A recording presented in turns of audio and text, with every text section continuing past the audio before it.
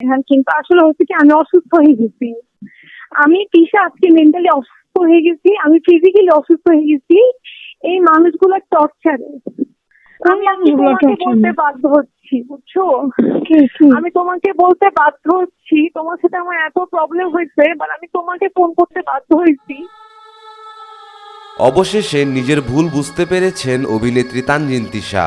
নায়িকা সামিয়া অথৈকে থাপ্পড় মারার পর থেকেই তানজিন তিশার জীবনে ধস নেমে আসে। তার হাত থেকে সব নাটকের কাজ চলে যাচ্ছে, এমনকি যেই নাটকের সেটে সে সামিয়া অথৈকে থাপ্পড় মেরেছিল সেই নাটক থেকেও তানজিন তিশাকে বাদ দেওয়া হয়।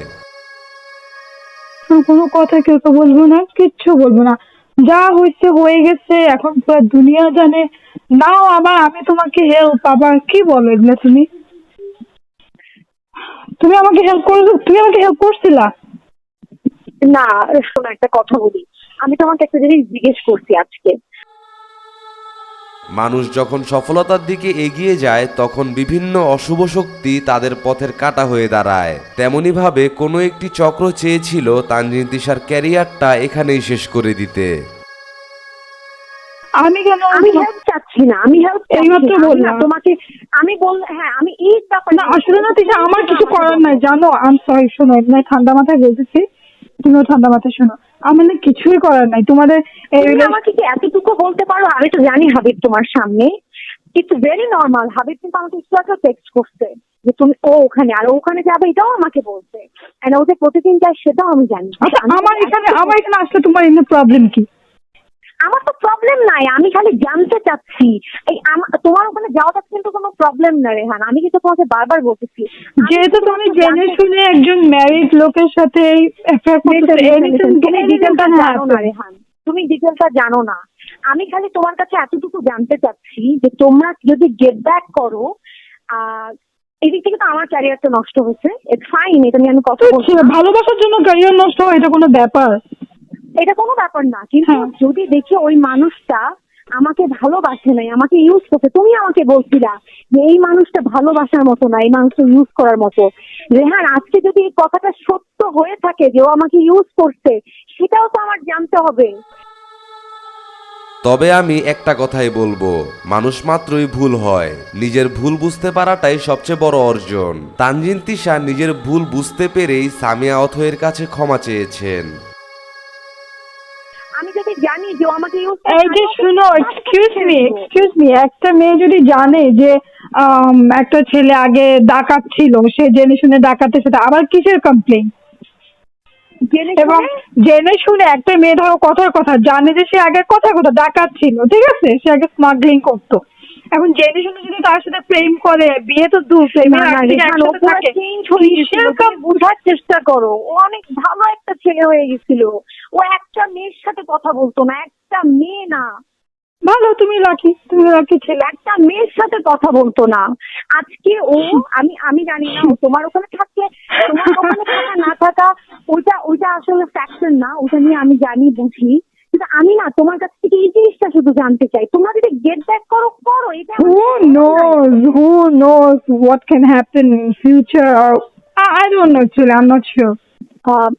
এখনকার ব্যাপার আমি আসলে কিছু বলতে পারতেছি না, আমি হাসতেছি, আর কি বলবো, তুমি এরকম করো কেন? তুমি হ্যাপি হবা, তুমি খুশি হবা। না, আমার খুশি হবে আছে কি? খুশি তুমি খুশি হবে শোনো, না, আমি জানতেও চাই না তোমাদের মধ্যে কি হচ্ছে না হচ্ছে। এ বিষয়ে তানজিন তিশা আরো কিছু কথা বলেছেন, চলুন আমরা তার কথাগুলো শুনে আসি।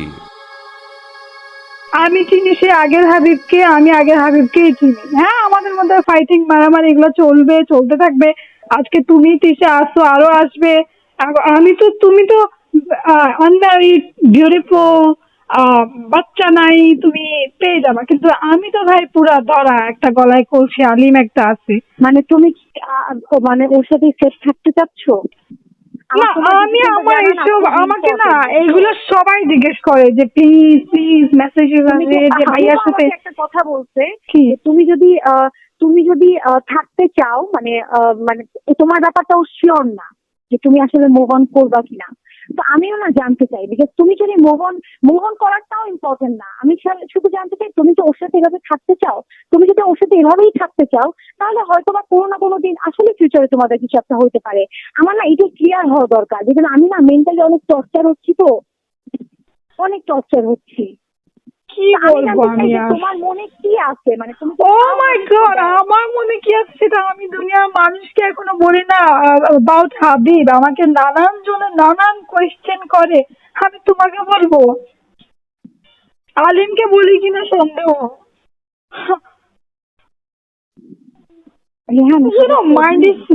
Mind is changeable, right? আমাকে একটু ফোনটা দিবা, আমি তোমার সামনে একটু কথা বলতে চাই। ও টয়লেটে গিয়ে বসে আছে। কেন জানি না, আসা মাত্রই টয়লেটের ভেতরে। কখন আসছে? ও তো আরো আগে বললো তোমার বাসায়। জানি আরে আগে আসছে, কিন্তু ওই তো ওর তো টয়লেটে বসে থাকার হ্যাবিট, সেটা আমি আগে থেকেই জানি সেটা। আরে এনিওয়েজ, যাই হোক, ও আসছে নাকি নাই সেটা আমার বলার দরকার নাই তোমাকে। কিন্তু এই ইন্ডাস্ট্রিতে প্রায় 6-7 বছর ধরে কাজ করছে তানজিন তিশা। এতদিনে সবকিছু নিয়ে তার ভালোই অভিজ্ঞতা হয়েছে। হোয়াটএভার, আমার এখানে আসলে এমনি সমস্যা কি? তোমার ওখানে কেন সমস্যা নাই? তুমি কেন বুঝতেছো না? আমার কথা হচ্ছে আমি বুঝতেছি না হাবিব এগুলা কেন করতেছে। আমি বুঝতেছি না। তোমরা যদি গেট ব্যাক করো তাহলে তো আমাকে বলা উচিত, আমাকে বলো, আমি এখান থেকে স্কিপ করি। আরে আমি একটা কথা বলি, শোনো তিশা, আজকে তুমি আনম্যারিড, এখনো তোমার বাচ্চা টাচ্চা হয়নি, তোমার অনেক চান্সেস আছে, তোমার জন্য অনেক ছেলে পাগল, অনেক হয়তো বিগ বিজনেসম্যান, তুমি আমার হ্যাঁ কুল অ্যান্ড ড্যাশিং। আমার ভাগ্যটা কোথায়? আমি কাকে পাবো? আমাকে পছন্দ করবে? আচ্ছা, তুমি কি চাচ্ছ হাবিবের কাছে গেট ব্যাক করতে? এটা আমি বলতে পারবো না, কারণ আমি তো ফেসে গেছি। আমাকে পছন্দ করবে ছেলে, অফকোর্স, কিন্তু একদম পছন্দ, কিন্তু বাচ্চা নিয়ে আমাকে কি অ্যাকসেপ্ট করবে না?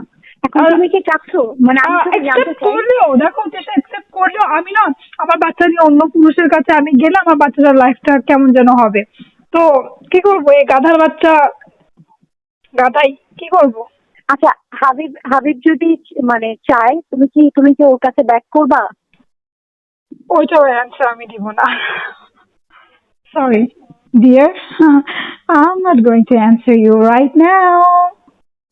এটা তুমি পাবা আস্তে আস্তে, নেগেটিভ পজিটিভ তুমি আসো না হাবিবের সাথে, পাবাই তো তুমি, এটা ওটা হাবিবের মাধ্যমে পেয়ে যাবা। সে যে নায়িকার কাছে ক্ষমা চেয়েছেন এটাই অনেক। But life is beautiful, life is beautiful Tisha. তুমি কিন্তু শুধু শুধু কতগুলো পাগলামি করো, কেমন যেন লাগে, মানে একজনকে পাওয়ার জন্য এরকম পাগলামি। পাগলামি মানে আমি তো জানি না, একটা মেয়ে হিসেবে মানে আমি বুঝি না যে যখন আমার পাগলামি রং, এই যে এগুলো করছে, এটা তোমার নিজের ইজ্জত কমতেছে একটা ছেলে। আমি কোনো পাগলামি করছি না, I just want to know. আমার জন্য পাগলামি, কারণ তুমি ফোন করে এগুলো পাগলামি, বাট এটা কোন না। I am asking you as a person, as a human being, I am asking you. I am sorry to say that আলিমের দাদিও কিন্তু তোমার উপর অনেক ফেড আপ। আমি আলিমের দাদির সাথে কথা বলে বুঝতে পারছি।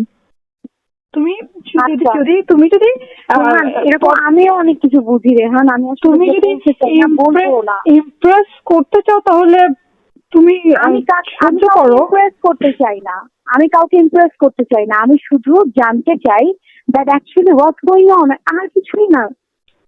আমিও জানি না আসলে কি হচ্ছে, আমিও হাবিবকে বুঝতে পারি না। কথা বলবা এরকম অনেক কিছু তো আমিও শুনি, আমিও বুঝি, এটা কোনো ঘটনা না রেহান। আচ্ছা ঠিক আছে, না হলে তোমার গেট ব্যাক করছো কিনা। আমি কিছুই বলবো না। আলিমের কাছে এসে জিজ্ঞেস করা তুমি যে তোমার আব্বু। তাহলে তো হাবিবকে ডেকে ফোনটা একটু দিবা। না এখানে কোনো হাবিব নিয়ে আমি তৃতীয় ব্যক্তি হিসেবে মেসেঞ্জার হতে পারবো না এখন। Right now I am talking to you. মানে আমি বুঝিনি। Right now I am talking to you, me and Tisha only. তোমার কোনো রিকোয়েস্ট আমি হাবিবকে দিব এখন। আমি জানি অ্যান্সার কি হবে দিলে, আমি জানি ওর। না, আমি হাবিবের সাথে কথা বলতে চাচ্ছি তোমার সামনে। যাতে অনেক কিছু ক্লিয়ার হয়। আমার কাছে অনেক কিছু আসলে ক্লিয়ার না। আমার কাছে ক্লিয়ার হলে যেটা হতো, হয়তো আমি